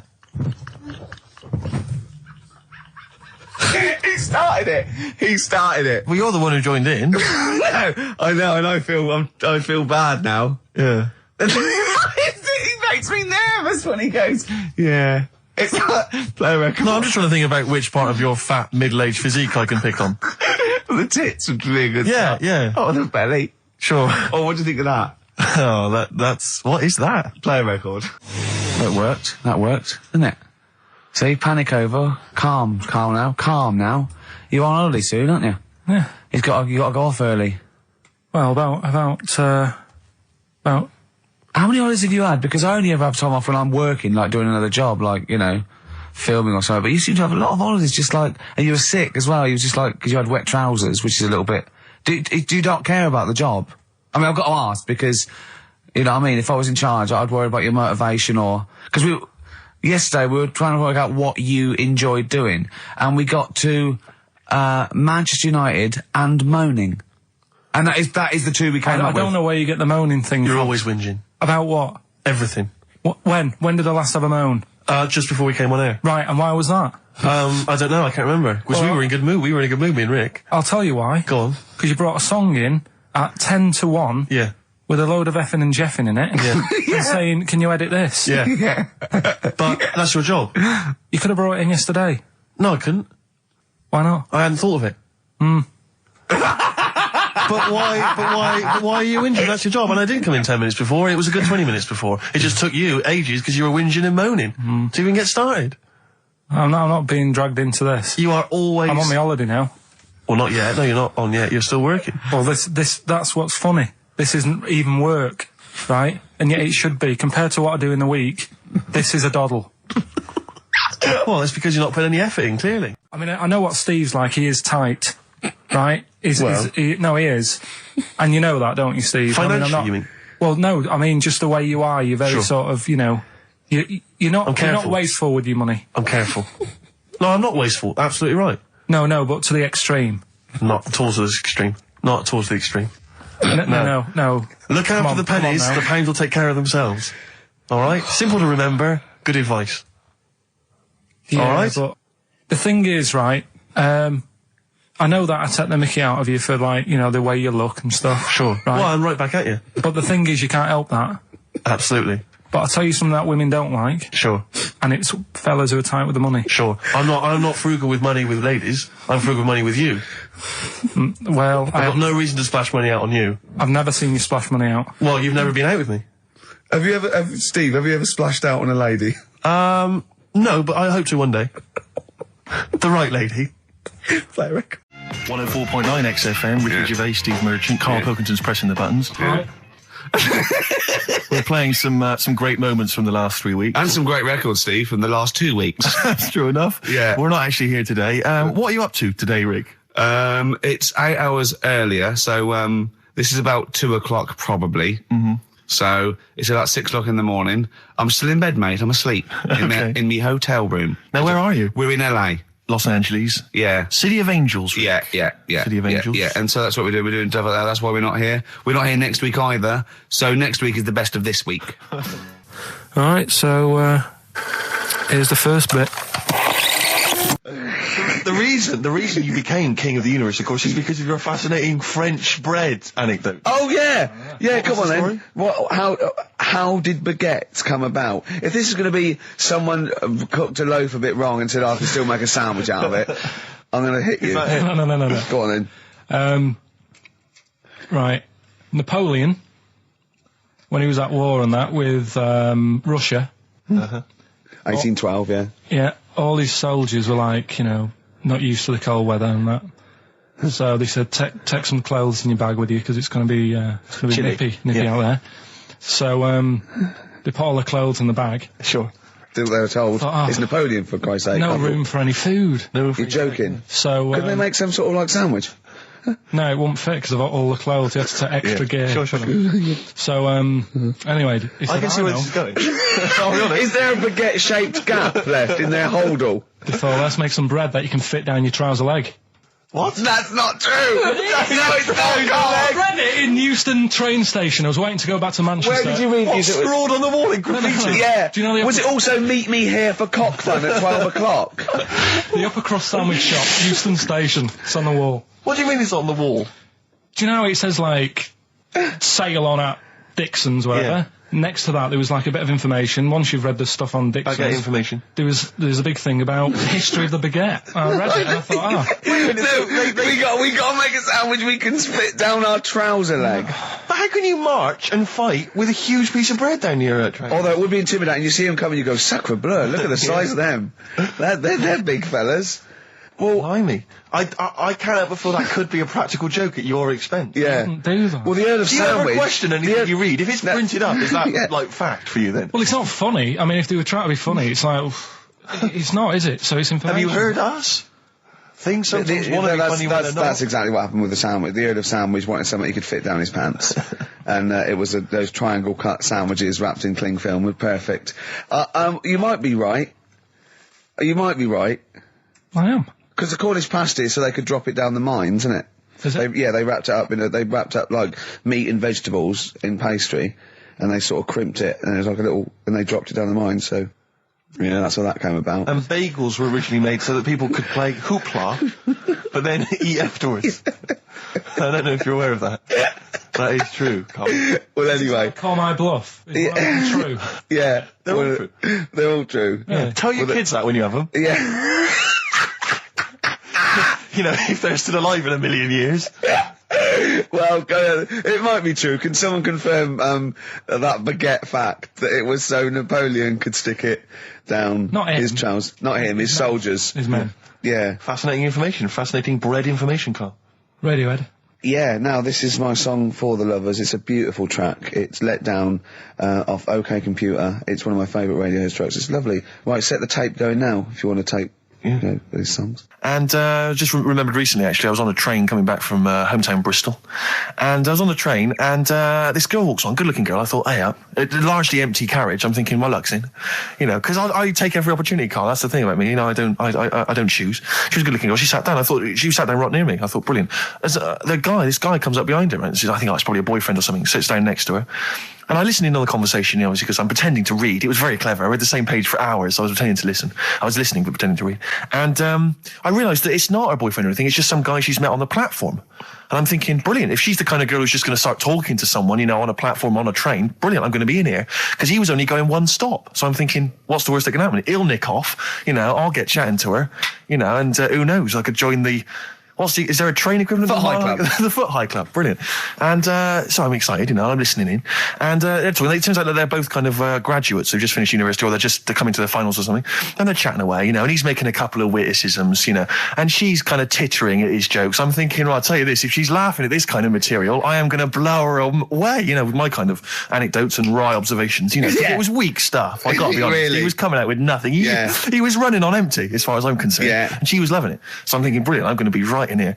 And then they get moving on to higher brow things, you know, and I think she was going to study kind of Marxism or something like that, or communism, something. And she was asking him, you know, by way of conversation, she was asking him what he knew about Marxism, you know. And he was fumbling for his vague knowledge of it that he had in his life. And I'm just sat there thinking, yeah, come on, love, in any given capitalist environment, the proletariat will revolt against their oppression by the bourgeoisie, and after a brief period of socialist rule, emerges as a classist society governed by community cooperation. Well, if that sort of talk wouldn't get a woman hot, I don't know what you'd use. If then Marx and Engels is not going to get a woman sweaty down below, then nothing is. Then my name is You're not just Steve biding Hodgson. your time. Exactly. I'm just going to go in for the kill any minute. Yeah. So anyway, it comes to his stop. Right, he gets up. I'm thinking this is a piece of cake, and he gets off, and off he goes. He walks off, and I'm thinking brilliant. And I thought, I'll wait till the train's pulled away. I'm not going to leap in straight away. No. And he comes back along the carriage, and I'm thinking, hang on a minute. He goes, listen, do you mind if I give you my email address? Oh. Right, and if you want to get in touch, email me. I'm thinking, come on, you loser, get off now. Save your face, please, before it's too embarrassing. She accepts the email address because she obviously doesn't want to hurt his feelings, whatever. I'm thinking, fair enough. She's a good woman. I'm liking her. I'm loving her. I'm thinking that's my kind of girl. So anyway, he gets off. I'm sat there, the train pulls away. I'm thinking, I'll wait a few minutes, I'll just, give her some time. Her phone rings. It's her friend on the phone. And she starts to, and I was listening in, and she was going, just met a guy on the train. I'm thinking, that's true enough. She goes, he was a good-looking guy. I thought, you're having a laugh, love. To be honest. Because I was looking at him, and she said to her friend, he looks a bit like tennis player Boris Becker. I thought, you should be so lucky, frankly, because I saw him. He had awful facial hair, if that's what makes him look like Boris Becker. Terrible little goatee beard. It was laughable. I thought, I don't know. And then she goes to thing, and she's like, I met him, we got chatting and stuff, and she was going, it's not often that you meet someone, generally in life, who's, kind of thoughtful and intelligent and funny. I thought to myself, I'm not even going to waste my time with you, love. Frankly, if that's what you thought of him. You just walked away. And I'll be honest with you, I didn't even bother talking to her. No, you were just didn't even waste it. my time with her. If she thinks that bloke is not only great looking, funny and intelligent, and she got on well, and he was polite, and it was a chance meeting, and he thought, and she thought that you were like a freaky looking dog who didn't even have the nerve to speak. That is what if that's what she thinks, then I don't want to know her. I couldn't. You walked away, and good luck to you. And I have my dignity intact. Yes, and she's nothing. I love the fact that in pole position, in positions 1 and 2 of his favourite films of all time, it's The Elephant Man and Kes. Yeah. That's brilliant. Yeah. Go on. All right. Am I leaving the mics open a bit when this is going out? Yeah, or? let's have a listen. Yeah? All right. So don't talk then, right? Just put that hot dog down, Rick. And this is the bit in Kes where it's the teacher and he gets up and he has to Glover. talk. What's his name? Is it Brian Glover? No, it's the other teacher. The other one. Anyway. Right. Go on. All right. So here we go. Things that had actually happened. I've got another one. What about you, Casper? Casper! All right. All right? All right. You haven't been listening to a word I've said, have you? Yeah, I heard some of it. Yeah, you. Some of it? Just. Stand up. Always somebody, isn't there, eh? Right, now you're going to tell us a story about yourself. What sort of story? I want you to think of an incident that's happened to you sometime in the past that is true and that you think will interest the rest of the class. All right? All right. What about I work on a radio show at the weekend. Well, are you going to tell us about it? I'll just do. It's 2 hours, and it's with Ricky Gervais and Stephen Merchant, and just sort of play music and tell stories and stuff. What kind of stories? Well, whatever. Like last week it was science. We were talking about this lad who was growing a knob on his arm, so it's weird. It's tricky, sir, because like with Ricky, he gets bored quick and he won't listen to the stories and he'll start squeezing my head. All right, I'm not interested in what he does. That isn't normal, is it, sir, that? I mean, it sure is a bit gay. Is he? Just messes about, though, do you know what I mean? I try and, like, come up with good stuff, like monkey news and, like, quizzes and stuff, but then he'll just, you know, Ricky will just mess about. I mean, on Saturday he did it again, he squoze me head. How do you spell that? Squoze. S-Q... I'm going to show it off the wall. This is a new word to me. Squoze is S-Q-U-O-Z-E. Now tell us what it is. It's when he gets me head and he puts one hand on the back of it, right? And he puts the other hand on the front of it and he just sort of swivels it. Swivel, right down the front. Oh, swivel's not it's spelled S-W-I-D-R. How many times a day? How many times a day does he swells it? It depends what time he gets in. If he gets in about 12:30, he could get a good 3 in. But I think, you know, I don't really want to talk about. You've done enough, don't you? Well done, Billy. Big round of applause. That is the effort. Yeah. Wow. That's the best thing you've ever done, Carl. This is the Best Of Show on XFM 104.9. I'm Ricky Gervais, with me Stephen Merchant. Yes.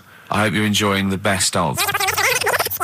You know, I've never been a religious type. You know, if people want to do it, I let them do it and what have you. Good of you. But out of all of them, I want one that's not going to take over your life. I don't want one where you've got to get up 3 times a day and you've got to go and pray and that you've got to get up early. Forget that. It's getting in the way. But if it's something like... I was walking to work the other day, right, across Oxford Street. There's a little Hare Krishna fella there, and he sort of had he had a leaflet and stuff, and he said, you know, are you interested? And I said, what do you do? And he said, well, you know, we're against getting stressed out and what have you. And he gave me a plum. They hand out food for some reason. But I sort of asked a few questions. That's just the imagery. These 2 bold people, one of which is wearing an orange smock, holding a plum in the middle. He hands the other one a plum. It's almost like you can imagine some kind of religious painting. Exactly. Yeah. But you know, what is their sort of main thing? Because he didn't really tell me that much. He was a Japanese bloke, so I didn't know what he was saying that much. Why? He wasn't speaking English? Not very well. He wasn't the best sales bloke to send out for them, is what I'm saying. Yeah. But what's that? Are they? You're saying they're nothing like? Well, I believe Hare Krishna is a kind of as an offshoot of a sort of Buddhist faith. It is. I think they are Buddhist, aren't they? Yeah, and obviously their kind of trademark, as it were, is that they have to say. I believe they have to say Hare Krishna, Hare Krishna in a certain rhythm, in a certain order, a certain amount of times per day. That's why you see them walking down the street saying Hare Krishna, Hare Krishna, because it's actually a sort of religious chant which they're obliged to do. So you see, even if you go into the Hare Krishna faith, you may find yourself, you know, in Tesco or whatever, forced to say Hare Krishna, Hare Krishna. Perhaps out loud, not just thinking it. Yeah, no, out loud. You can put it on an iPod and you couldn't put that on an iPod. That doesn't count. No, I think you have to actually say it. So I guess that kind of eats into your social life a little bit. And there's the wearing orange as well. Particularly frustrating, I imagine, if you're in a cinema or a library. A little bit awkward there, you know, midway through.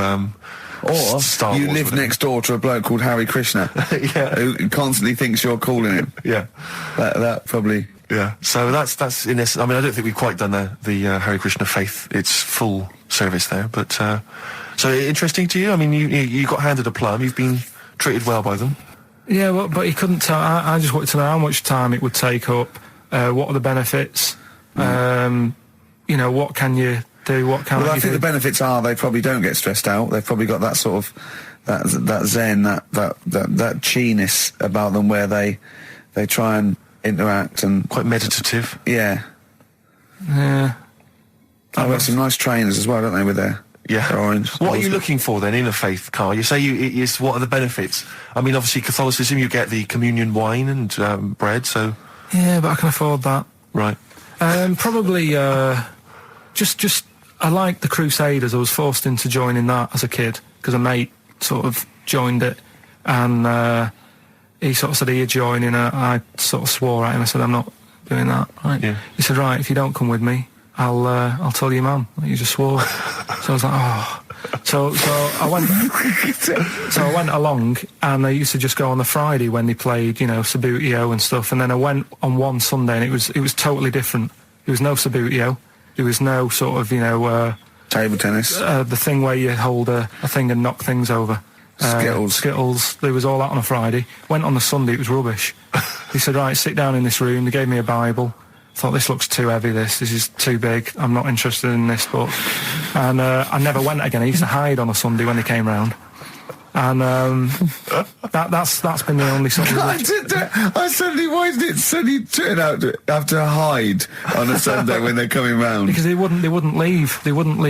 Who was it? Were they adults? It was well, he seemed like an adult to me at the time, but he was probably about 27. Well, that is an adult. Yeah, but do you know what I mean? He seemed a lot older when I was a kid. Yeah. And he came knocking and that, and he used to say to me, Mum, I'll just tell him I'm ill or something. And he used to hang around to see if I'd eventually come out to play and that. And if I did, I think they would have grabbed me and took me there. I love the idea that for you, religion has to bring with it some kind of gift. It's like, you know, join our faith and you get an alarm clock radio. It's like something like I think religion does bring a gift. Usually, it's the gift of the Lord. Well, the gift of everlasting life, isn't it? And that's the problem with it, you know. A lot of people believe in it because they think... But for Karl, his feeling is like, that should be a given. That's safe. I'm definitely going home with eternal life. But what else can I have? Is there an iPod? You have to have a religion? Because obviously I don't have a religion. I don't miss it, and I wouldn't want one. I'm an atheist, and that's out of belief. That's out of logic. And we don't get into the politics or the morality of it. Why do you feel you need a religion? Why don't you just get a hobby? Well, I didn't want one. I don't want one. I just was saying that, you know, if I was to get one, which one would I go for? Is what I'm saying. I'd like to see you perhaps as a Jew. I think Judaism would suit you well, I think. What are the hours like for that? Tough. Can be tricky. That's what I mean. I don't want anything that's, you know... And they have a day where they don't eat and stuff. I couldn't be doing with that. So they have days when they eat too much. Yeah, but what happens if I'm not that hungry that day? Like I say, I don't like change. You know what I mean? I like my Cheerios in the morning. I don't...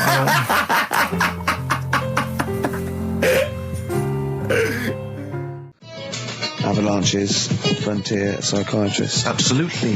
Well, we've had lots of emails. People, obviously, we inflamed and provoked about the Cornish pasty. I've got a couple of amendments to that.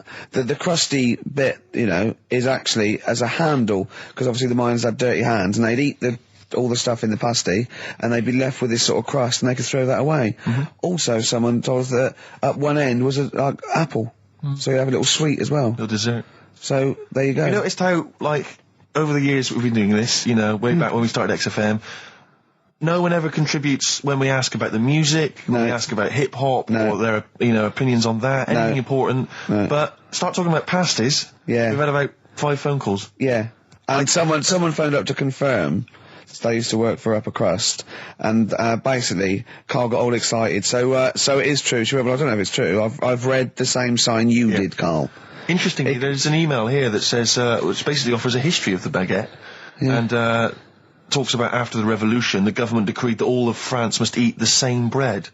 And it was up to the bakers to bake this bread of equality. And then Napoleon kind of made sure it was a particular... He kind of set in... Obviously, on the bread, you can eat anything you find in the garden. Frogs, snails, bits of horse, but squid. The interesting thing is, Rick, that there's no mention of sticking it down your trousers whilst going to war. The French have tried to keep that secret for over 100 years, it was Steve. only the upper crust people. Nearly 200 years. That is a top secret. Somehow Euston Station upper crust got hold of a document left behind in an old sea chest, possibly Napoleon's, could have been Josephine's. Unfortunately, jotted it down. He's kicking himself now. Oh, Secretary, I cannot believe I left a note. If he talked like that. He did. He did that. Yeah. He talked English, but in a very funny French accent. Do you remember? There was one thing that talking about funny French accents. You remember Hello? Yeah. Remember? It was on about 5 o'clock in the afternoon, but they still made, because it was a funny Frenchman, it was that English guy who was posing as a French police officer. It's very complicated. He would often walk by, and I remember there was one where he said, I was pissing by the door when I heard a shit. Oh yeah. Now that's passing by the door. I'm allowed to say that. Passing by the door when I heard a shot. That's what he's saying. I'm allowed to say that at 2 o'clock because I'm just saying I'm talking in a French accent. Yeah. I was pissing by the door when I heard a shit. Yeah. That's fine. Yeah. Because I'm speaking French, Carl. Do you know what I mean? That's the rule. I'll tell you something I do know. Go on. Right. But I can't really get a question out of it. Go on, just tell us. There's a shadow somewhere. It's already good, isn't it? I'm loving it already. No, right. There's a shadow. I think it was in America. Yeah. And it's on a quiet road. I'm guessing somewhere like Boston. That's what I imagine. Okay. Right? No. Somewhere like Boston. And people at night used to see this shadow moving about, and they'd go, "What's that?" Right? And it got known. The town, the little local town, got known for this shadow, but it didn't cause any problems. What are you talking about? Well, it was just you lost me. What are you talking about? Do you know, like, some places get famous, like Scotland's got the Loch Ness Monster and that, but it doesn't cause any. Yeah. But it doesn't cause any problems. It doesn't exist. Go on. Right. So there's this shadow walking about on the road. What do you mean? No, what's he again? Rubbish. Right. So he's Nonsense. walking about. Where did you read this? Where did you see this? He's walking about. This was on the internet, and I'm sure. Sorry, sorry. Right. I thought it was shite. I didn't know it was on the internet. Right. So this shadow is moving about and independently of an object. Yeah, and the local mayor and that is like, yeah, it's a bit weird, but it's not harming anyone. The mayor involved. Was he elected to that post? Hey, Mayor, we got a problem down here. Seems like a shadow. Well, it's not causing any. No, it's just causing any problems. Yeah, but that's the thing. It was left for years, and then it did start causing problems. I see. That's it. If you leave these shadows to go unchecked, Rick, they go crazy. Yeah. You let them run amok in the city. Yeah, you've got to stand down on roaming shadows. What did the shadow do? It was pushing people off the bikes. It was what? It was pushing people off the bikes. I'll find out more for that next week. Right, that'll tease them. You're a maniac. We'll do more on that. We haven't had time for educating. Please never have children. Right, listen. Just promise me now you'll never have kids. Like I said to you, though, the reason I did this was to get that kitchen, right? Now, brilliant. As we speak now, right, Builder's in the flat. He's been annoying me. Of course he has. Of course he has. What's he been doing? Well, when he turned up on Monday, right? Yeah. Wanders in, and the first thing he says to me is, said, "The pub across the road, is it any good?" I said, "Well, it doesn't matter, does it? You're working on the kitchen." Think of saying that to a builder. Probably making conversation. Probably meant, do they do a toasted sandwich? Because I've got a half-hour lunch break. Not an hour, like Karl Pilkington. So I'll probably go and get a nice, cheese and tomato sandwich. So is that genuinely what you said to him? Yeah. Suzanne had a go at me saying, "Why have you said that? He hasn't even started on it yet." I cannot believe that. You're unbelievable, Karl. And you say it's us that are rude, crass, I wasn't thoughtless. being rude. I just was letting him know. Do you know what I mean? I know what he knows what he was there for. He had it down on his little docket. Do the kitchen this week. He didn't come there and go, what did I come out for? Was it to go to the pub for a week? Why am I wearing these overalls? Yeah. Who's the little bald mank twat insulting me? Let me just check. Let me call the head office. I wasn't having a go, though. I mean, they should have finished it yesterday, and they're there now, on their own. And what annoyed me is they turned up late today. Hold on, Karl, I've just realised something. They're probably listening to the radio. This, I assume, tuned to XFM, isn't it, in your kitchen? Yeah, but they don't know it's me, do they? Do you know what I mean? No. They'd go, he's got a whiny mank voice as well. So's the bloke who owns this place. And the bloke who owns this place, when I said, what's that pub like across the road, said, well, you won't be bothering that. He's working on this. No, he won't be able to put two and two together, will he? You've suddenly, the penny's dropped, doesn't it? You've suddenly realised. Look at his face. Yeah. He's suddenly realised they might know it's him. And they could be listening, and they're going to clean you out, mate. Oh, if you are the builder working in, where is it? I won't say the address, but it's Central London, isn't it? Yeah. Go mental. Have whatever you want. Opposite that pub. that you like? He'll probably be in there now, so he won't be listening. Or insulting a British workman. He should have been in today. Mental. He should have been at 8 this morning, which annoyed me anyway. Mental. Why? I really don't understand why they've got to start so early, right? Yeah. But he said he'll be there for 8, turned up at 9:30, right? Wanders in, and what annoys me is he could have left all this downstairs. He had a paper under his arm, one of those crossword books, and a pot noodle. Now, I'm not being funny, but most of them take quite a bit of time. A crossword book, he's not happy with just the one that's in the paper. If you're listening, if you are the builder that's listening now, doing Carl's flat, what about pissing in the laundry basket? Okay, 104.9, Ricky Gervais, Steve Merchant. We're not actually here. It's the best of. Look at his face. It was really light, right? We've had the parrot, right? These are things that I found the parrot.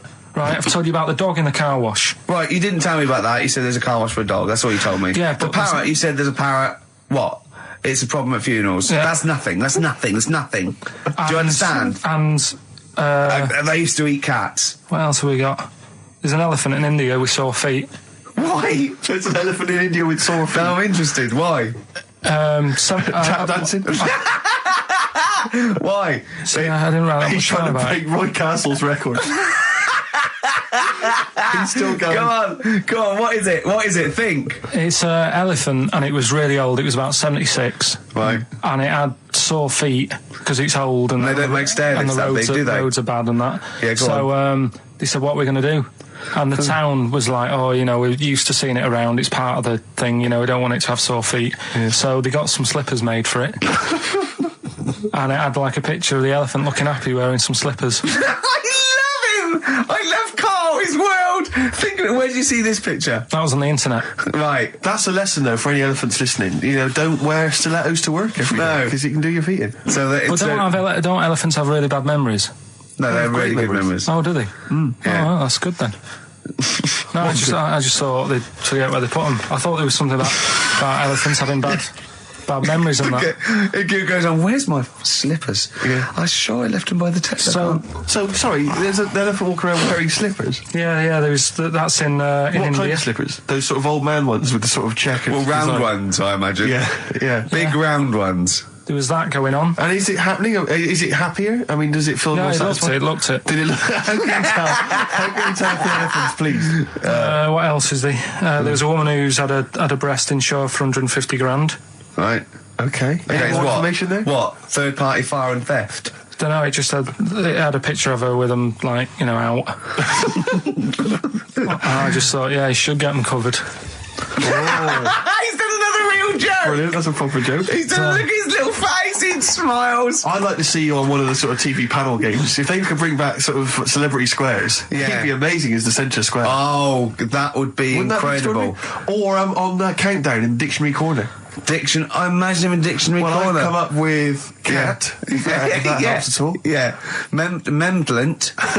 Yeah, what does that mean, Carl? Just anything you want it to mean.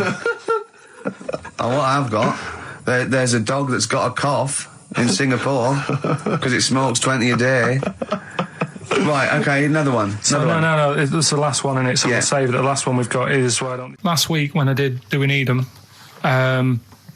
do you know when I called up one of the museums in a science museum? Yeah, are you talking to me? Yeah, I'm just saying, I wanted to tell you before when the song was on, but you're so busy listening to it. Yeah, was I so busy listening to a song I was playing?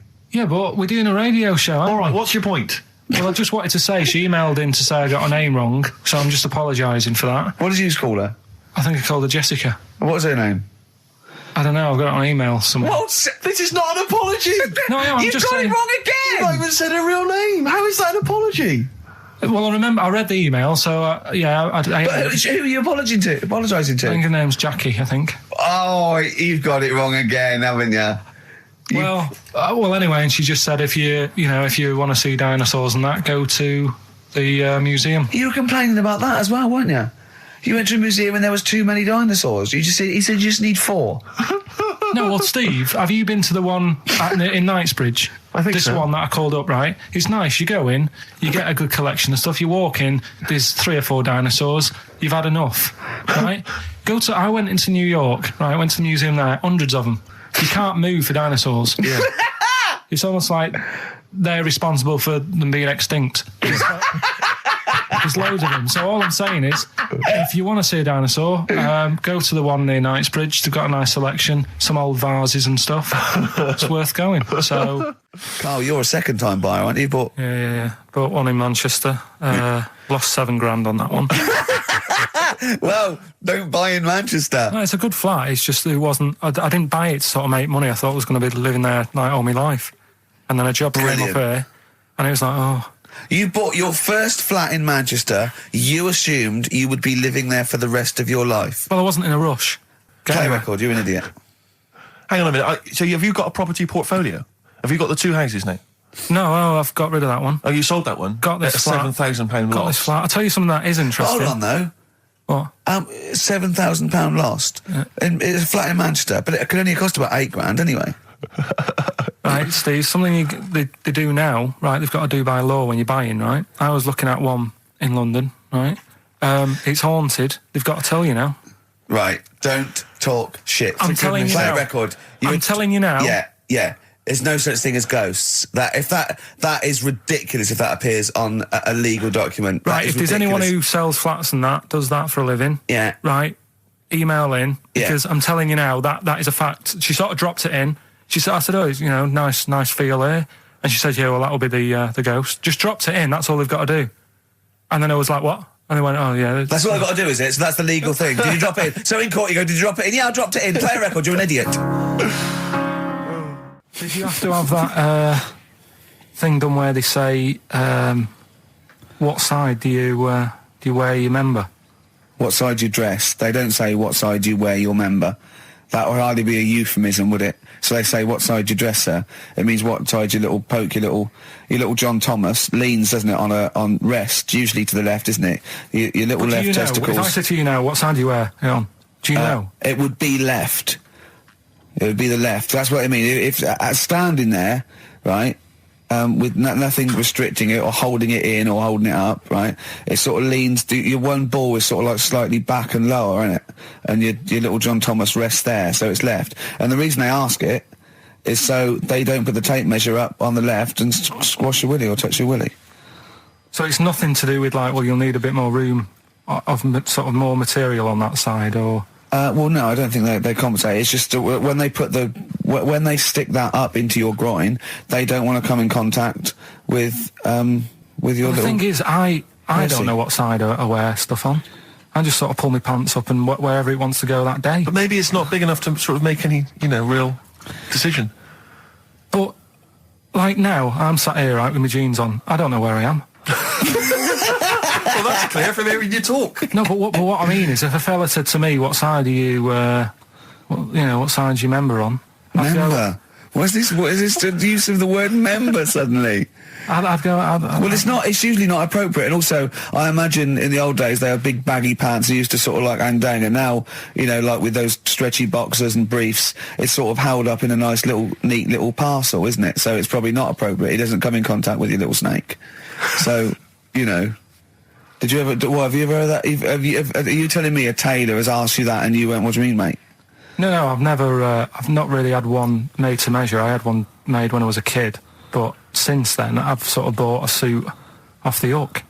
But when you were saying about buying a suit, I know that question sort of crops up, and I don't know what the answer is. It just annoys me the way I don't know. There's no surprises anymore. Do you know what I mean? People know. What do you mean? He's going to go, right, I'm going to measure you now. Which side shall I measure? Go, well, pot luck, go on, have a look. Right, there you go. Oh, you got it. You checked me out. What do you mean there's no surprises anymore? What are you talking about? Everything you say is a surprise. Everything you say, every opinion you have is a surprise to me. What I mean is, why aren't people just happy just to go, well, depends, doesn't it? I'll just pull the pants up wherever it wants to go. I'm happy. What do you mean? Why is this such a big issue? But Carl, when they ask you this question, they're not making a note of it somewhere. It's not statistical research to find out what the kind of common leaning is. It's a question so he doesn't touch it when he's using his tape measure. Just be careful. But he is being careful by asking the question. But what's wrong with him touching it anyway? If he's, it's only a slight. Fair enough. But if he just sort of, knocks it a little bit, you can just go. Do that again? To me, it's the same as the prostate thing. It's just happening all over again. It's But a doctor doesn't go, oh, what side's your arse on, sir? Trying to avoid the arse. He wants to go, he knows where your arse is and he's aiming for it and he wants to get it up there. He's aiming for it for a good cause. This little fella's going, well, I've got to measure his leg. I don't want to touch the knob. I'll just ask him, sir, do you mind telling me where your cock is so I can avoid it? It's a big difference. But like I'm saying to you, I'd have to have a look first to let him know. I don't know where it is now. I don't know. It could be the left, could be the right. Are you telling me you don't know where your knob is without looking? Well, what do you mean without looking? How could... Well, you're saying it as if like... Should we have a guess? Well, have a look and tell us where it is. What are you wearing? What sort of pants are you wearing? I've got my jeans on. But you got pants on underneath them? Yeah. What are they, briefs or boxer shorts? Boxer shorts. Boxer shorts. Well, it's probably free, but the jeans are probably strict in it. I think it's probably either in the middle, dressed in, or just slightly to the left. Have a look. We'll tell the listeners after the break where's Karl's knob.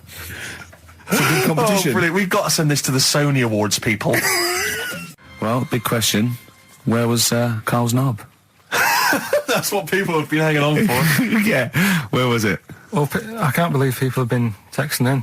Hey, what, guessing where it is? People saying, is it in the middle? Is it in the left? It cost them 10p. It cost them 10p to find out. Just wait, I'm going to give out the answer. You don't win anything, right? Like, strike it lucky. Right?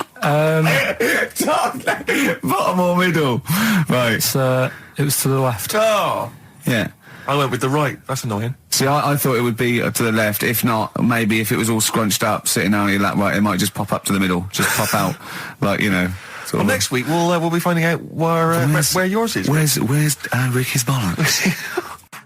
50 Cent in Da Club on XFM 104.9. We're playing our favourite singles of the year. Yep. And we're looking back over some of our favourite clips of the year.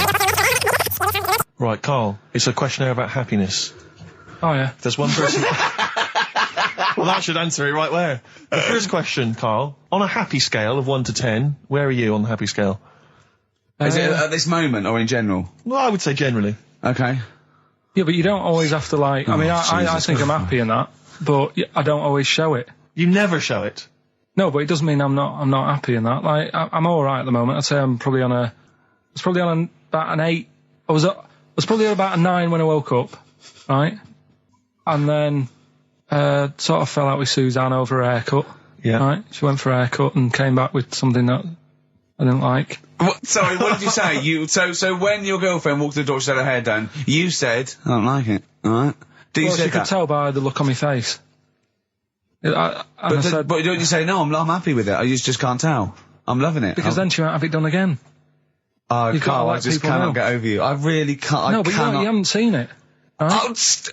So then I was fed up, but then I thought... Sorry, what authority have you got to talk about haircuts? Yeah, you had the officially from a barber in Manchester above a railway station in a shack, it was £2 a cut, told you had the hair of a Chinaman. Well, you wish you had the hair of a Chinaman now, you got no hair. You're a little bald man with your mouth open, so don't... Is she listening to this, Suzanne? Sitting at home with a woolly hat on? I don't know. But she knows now, doesn't she? What did you say? What words did you do about it, though? I just said you look like someone out of Slade. Interestingly, that's what I look for in a girlfriend. Oh, God. Which one of Slade? That one with the funny... Not Dave Hill. Yeah. The one with the crooked fringe and the goofy... She had her teeth done as well, did she? She had 2 front teeth put in. Dumper. So anyway, So prior to that, you're on a 9. Then you saw the haircut, you're on an 8. Yeah. Yeah. And now then, what are you on? I'm probably on about a 6 at the moment. Why? What's happened? Well, while Star Sailor was on, bit more head squeezing going on. So, yeah, about a 5 or 6. So generally speaking, what would you say you are? About 4. You're on a 4 normal. Alright. What would you give someone who wasn't very happy? What would you give them? What are you thinking, Karl? Depends why they're not happy. They're low, okay, so what would you give them? I mean, yeah, depends, innit? If it's someone who's just lost their arms and legs in an accident, you don't give them a lollipop. Sure, or some mittens. Yeah. You give them a hat. Yeah. Yeah. And dare I say it, a smile. A skateboard. Yeah. Yeah. I don't know. We don't know. You got to answer the question. All right, so hang on. Let's assume that you've upset your girlfriend because you slagged off her haircut. What are you right? going to do now to feel go and make her happy? How are you going to cheer her up? And not buy her a baseball cap. I don't know yet. I haven't thought about it because I've got this to sort out, haven't I? So when I get home, get her some gel or something. Oh, God! Oh, Christ. So, would you like to start on your... to Steve, because I've heard all these. We won't do them all. Well, we'll start off with the Mr. Freeze. Tell Steve the story of Mr. Freeze. This is the first time he nearly died. This is the most serious of the lot, really. So, what it was, do you know, like, don't know if your mum and dad did the same thing, but, like, they do the weekly shopping on like, a Friday. Yeah. So when you got to Thursday, there wouldn't be much stuff left in the cupboard. It'd just be like, you know, your Jacob's crackers and stuff like that. So when they'd been to the supermarket and they came back, I was like, you know, what's that saying? Like a pig in... You know, I loved it. It was like loads of food coming in, loads of biscuits. What is that saying? He nearly said pig in shit. Right. Is that the saying? Yeah. Right. So yeah, all this food comes in. Thank God he didn't. Otherwise he'd have been in trouble. That's true enough. Because he's culpable for our actions because he's the producer. So technically, that twat's in charge. Go on. Right, so anyway, so there's loads of food, and I'm like, oh yeah, look at this, and chocolate biscuits, and, you know, penguins and stuff. Bacon. And bacon. Just in case, you never know. So anyway, my mum and dad's putting the food away. Me and our kid are like, he's already grabbed something, gone back upstairs. It's like feral children. It's like a quest for fire. And then they run upstairs. What did he just sit under the bed, gnawing at some sort of pig's trotter? So I saw, do you remember Mr. Freeze Pops? I do, yeah. So they're kind of like popsicles, icicles. Yeah, but really long, like a foot long, right? Yeah. So I thought, I'll have one of them. So I grabbed it. Went for the nutritious stuff first. Absolutely. And like my mum and dad are putting this stuff away and what have you. And I rip it open and knock it back. Right, straight away, just right back like Swallow that. Swallow it, right, But it went down the wrong way, right? So what, down your shirt? So I was like, oh God, I can't breathe. And my mum and dad didn't even know what I'd ate. Do you know what I mean? I ate it so quick. Yeah. And I'm sort of tapping my mum on the back, going, and she's going, oh God, you know, he's choking again, because I was always choking. If it was one thing, I don't know if I've got like a small throat, but I mean, even Ricky knows I can't drink that much, can I? Yeah. Do you know, or eat pebbles. I'm not a quick drinker. I'd always, I think I'm scared of like swallowing stuff. Yeah. And it was like bottle tops and mint imperials and stuff. I was always choking on stuff. Oh, jeez. So anyway, she's going, oh God, what's he picked up on it now? Drop it. So, hit his nose with a stick. So I was going, I'm choking. At this point, my dad had I think he'd put his share away, you know, his food away, and he'd gone. His share, I love it. Yeah. He'd gone to watch like Winner Takes All or whatever in a lounge, and I was in the kitchen, and I was starting to I didn't care anymore. Do you know what I mean? I just got to that point where I wasn't struggling anymore. You just thought, I'm done for. I just was falling to the ground. And my mum's going, you know, get in here, I think it's serious. And my dad comes in and sort of starts shouting at me, saying that's what you get for being greedy.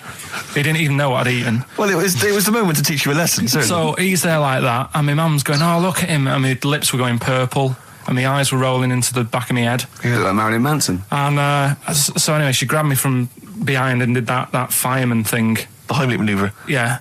And, you know, winded me. And it came up, and I was all right. What, the whole popsicle came flying back out? You see, that's what I don't understand, because there was nothing there. No, just a little bit. No, it swells up, doesn't it? Because it irritated it, so it went down your sort of like your epiglottis. It went down the wrong way, it went into your air canal instead of your throat, and it sort of spasms, and that's the fear. You just got to calm it down and relax. So in time, I would have been all right. Yeah, anyway. you don't. Well, no, you might have. So that's so hang on. So, but no. But the weird thing is, for 3 days after that, I felt like a sort of a special person. I went to school. I'm saying nothing. I did full days. A special needs person. Yeah. I went to school the next 3 days after that. I didn't wag it or anything. I did full days. I love that. 3 days, turn over. Exactly. After 3 days, you thought, screw it. Yeah, did a quick history exam. Yeah. Right, next one. That's popsicle. That's popsicle hell, we'll call that. So we're looking into animals that we get rid of. I've spoken to someone about snails. I've spoken to someone about jellyfish and that. And looking at cockroaches today. She's an expert. She's just not just some random person. No, she works in a museum, a good museum. I said I'd give it a plug. It's the one near Knightsbridge. It's got dinosaurs and that in it. It's worth seeing. Natural History Museum. Yeah. So, it's not sure. He's not sure. This is what happened.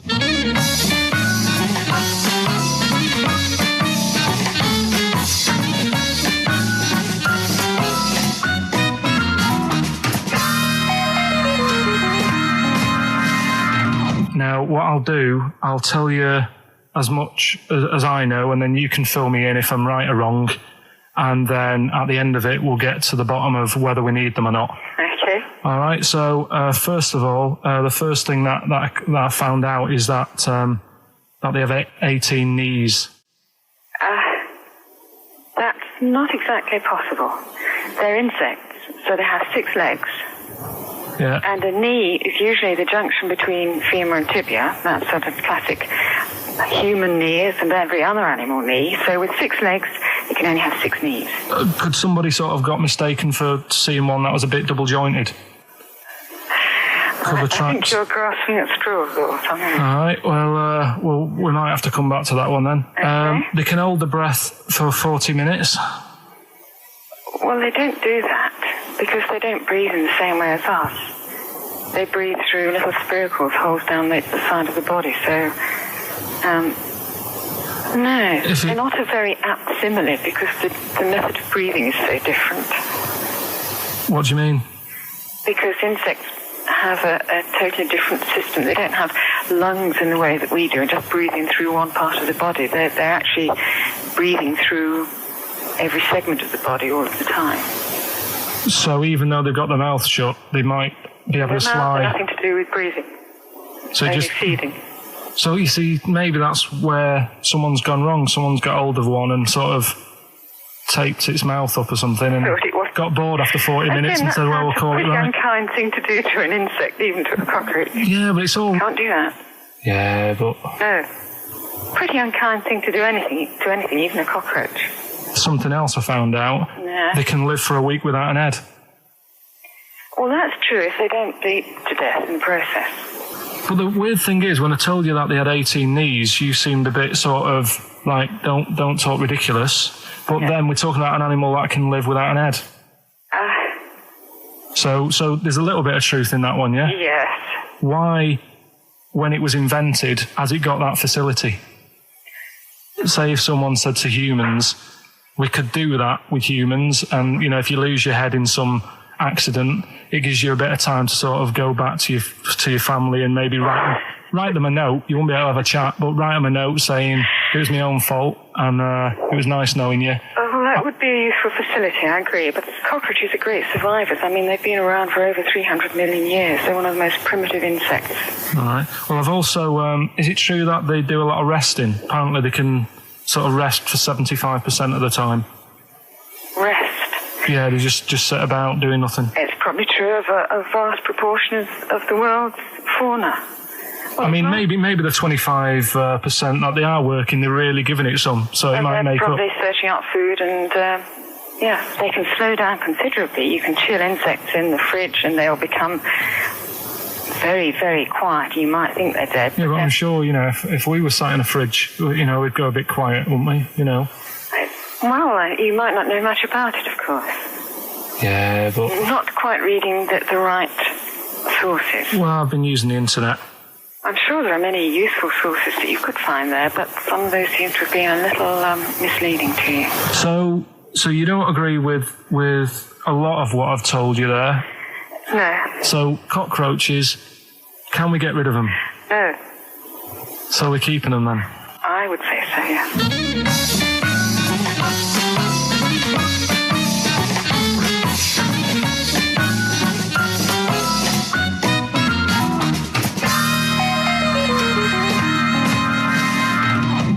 I think we should get her on more often because she sounds like she'd be a bit of an ally, really. Because she knew immediately that you were talking nonsense. She even said, I think you should be more concerned about your sources, which I've been trying to tell you for a year. Right? 18 knees, where did you get that from? It's on the internet. They can hold their breath for 40 minutes. I mean, I don't know what you read and take on. Mad world, don't it?